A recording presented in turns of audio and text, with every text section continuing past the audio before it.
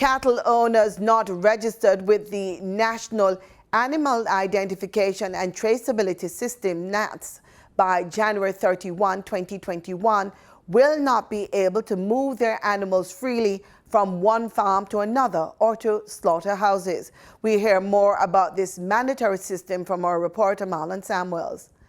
Virulent diseases such as foot and mouth disease can wipe out Jamaica's livestock sector.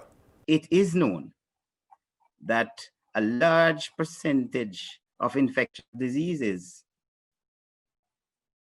are pretty much of animal origin. Perhaps more than 60% of infectious diseases are of animal origin. And a further 75% of the diseases that you hear emerging these days are of animal origin.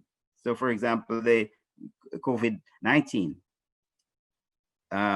and SARS, dengue, malaria, several, if you go, Ebola, avian influenza, Zika, a lot of them can be traced back to animals, and not just animal which perhaps are domesticated, but you have the practice of persons going into the wild. So hunters may go into the wild in countries to hunt for wild animals. And what's happening in the wild? In the wild, you do have several viruses, bacteria, and other organisms that the animals there, they actually can coexist with. But when it gets out into our situation, we are vulnerable and we get infected. This is just one of several reasons why the government of Jamaica sees the necessity of a mandatory animal identification and traceback system. Cattle owners who plan to transport their animals from their farms to slaughterhouses or even to another farm will face challenges if they do not register under the National Identification and Traceback System by January 31, 2021. Information on the herd of origin and individual animal identification for cattle is included in the system, which some refer to as a passport. A goal of the system is the ability to track back, in short order, all livestock in the event of a disease emergency. You must have a workable animal identification and traceability system, because when you purchase a pound of beef in the supermarket, you need to know where it came from.